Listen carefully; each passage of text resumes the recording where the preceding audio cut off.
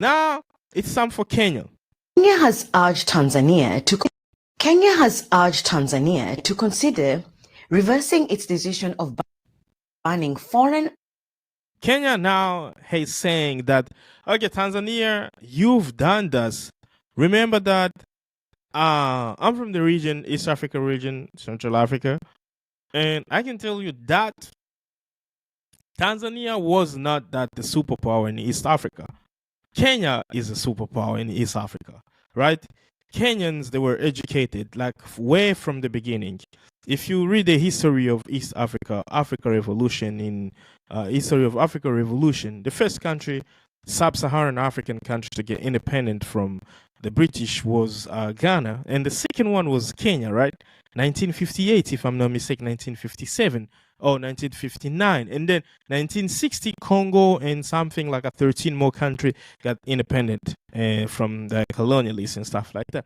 Tanzania is a good country. Actually, what Nyerere just signed is like the peace treaty. Tanzania is the best country where like you can't really see a lot of things like rebellions, like in Congo, like the killings, like the war. Actually, there should have been so far, right?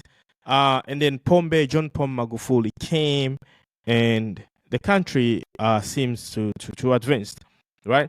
And now Samia Suluhu is coming. Now she's saying no, because foreign nationals are becoming more successful in our country.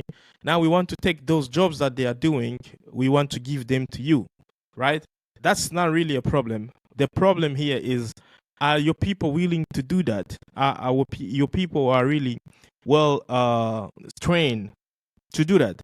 Because me, I come from Congo. I'm not gonna lie, bro. Like, although Congo is fucked up, but people, the number of educated people in Congo is it's very high. Like it's super high, right? I don't think it's the same in Tanzania. Like, I don't think it's the same in Tanzania. And we follow the Western education. I mean, you come to South Africa, they speak English and Afrikaans.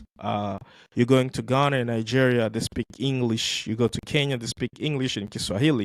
But in Tanzania, it's totally a different story. I'm not trying to be biased on that, but I just see like the level of education, because I prefer that we African had our non-European education. But I always call Africa like a transition, and then they cut those ties with our ancestors. So we follow the European style of education. In Tanzania, it's been super behind, right? I'm not trying to be biased. I love Tanzania so much. Like, nawapenda sana yani wa Tanzania kama mkoa nawapenda sana yani, nakuwa naifagilia Tanzania sana na sana na sana.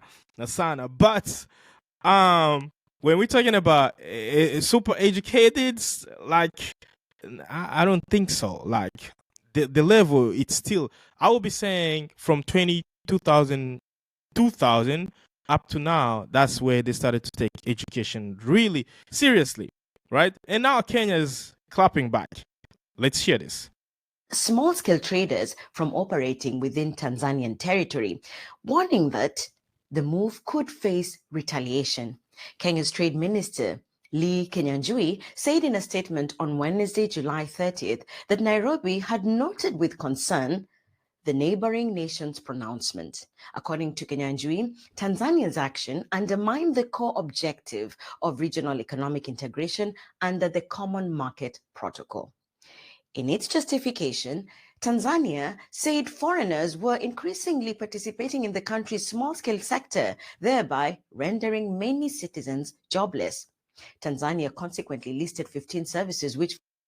I don't know. That's, if someone from outside coming to your country, actually they will outwork you, because they will be working double, right? You will relax in your country. Like, we've always getting this, like, oh, you're an immigrant, so you're gonna be working so hard and stuff like that. Okay, I get it, it's true, but that hard work is gonna push somebody to become successful, which is, if you do not working hard, you're not gonna become successful. It's all depends with time frame. But now you saying because these people are making their own jobs, which is not even provided by the government, you say it makes other local jobless. I don't understand. This is a creative job. If somebody started his own store, like selling clothes, selling vegetables on the street, opening a saloon, that things require skill, a certain skill. And then if you say local are not able to doing that, I mean, like, what skills do they have? That's a question, Mike. Let's not be biased over here, bro. I want your opinion. Let's talk in as a brothers and sisters. Drop a comment below. I know many South African will support this because I've already started to read the comments here. And this guy said, we as South Africa will support that. But the South African government is never supporting that. And the people, those people who are educated, they will never support that. Those people who understand the value of human rights, how you can do better in your own country instead of competing with somebody who's coming from outside, because you have all the resources, they do not have all the resources in your country. And then crying again, I mean, that doesn't sound right to me. Let me know in a comment. Foreigners are not allowed to operate, with the ban taking immediate effect.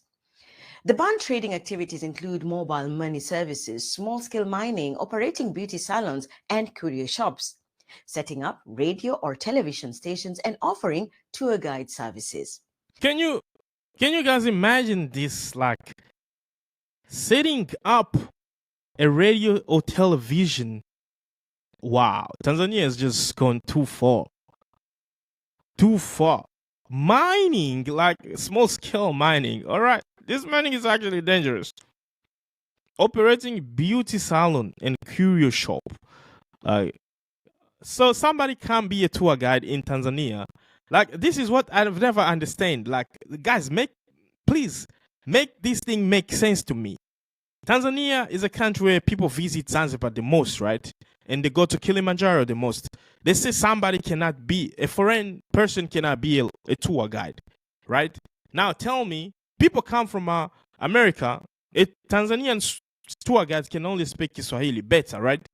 People come from France, the Tanzanian guide can't speak French. People come from Spain, the dudes can't speak Spanish. People come from China, the dude can't speak Chinese. People come from Saudi Arabia. I know there's many Muslims in Tanzania. They speak a few Arabic because Swahili is like some words that are very, very related to Arabic, right? What about if you can't speak Arabic completely, like fluently? So people come from Portugal. You don't speak Portuguese in Brazil. You don't speak, so who do you want to get employed? The people that have the right skills, or the people that just because they speak Swahili? How are they gonna understand each other? This is what makes me upset about Tanzania. Like, these people, like, you just like you do things is like you don't even thinking about what's gonna happen. Small tour guide. So in which languages are you gonna communicate with international visitors? Are you gonna communicate in Swahili or what? Man, I don't know. But this is the reason why I see like Tanzania is just upsetting radio people. Or television stations and offering tour guide services. Tanzania's Trade Minister Selemani Jafo said on July 28 that his country was acting to protect Tanzanian traders as well as safeguard job opportunities. Kenya said Tanzania's decision risks eroding East African community trade gains. According to Kenya's Trade Minister Kinyanjui, Tanzania is Nairobi's second largest East African community trading partner after Uganda, accounting for a trade volume of 63 billion Kenyan shillings, an equivalent of 486 million US dollars. Nairobi said even though it respects the sovereign rights of East African community partner states to legislate on domestic matters, it also believes in the importance of consultation in implementing policies that affect cross-border goods transfer. In May, Kenya's Foreign Minister Musalia Mudavadi said that around 250,000 Kenyans live, work, or do business in Tanzania. Kenya, through its trade ministry, said on July 30th that it could not rule out retaliation if diplomacy fails. Tanzania's official unemployment rate stands at 2.5%, which translates to around... So basically, I do get the tension. What Tanzania sees is like they see there are people that can't perform very well, and there are some people from outside they can come and still taking everything from the local. And this is not the problem from the people that come, but this is your problem. You have to fix this. Like I said earlier, I know Tanzania. I mean, now it's getting there, but 15 years ago, education was not like a big thing in Tanzania. Like, was not really a big thing in Tanzania. Guys, that is it. That's it for today. Let me know in the comments how xenophobic Tanzanians are becoming. Or should Africa just be isolated? Everybody can stay in his own lane, which is not going to happen. Otherwise, we wouldn't have African Union. Or what can we do? Because here in the Southern Africa, Zimbabwe, Botswana, Namibia, they are now launching ID card just to travel within the countries. While in Tanzania, they want to chase foreigners away. And this is going to bring a big tension in East Africa. Guys, comment your thought there. Please hit the button, subscribe. Please join our membership program. It's very cheap. That's help us creating great content like we do right now. And please like the video. Please let me know in a comment what do you say about this. And I will see you in the next video. Ciao, guys. I love you.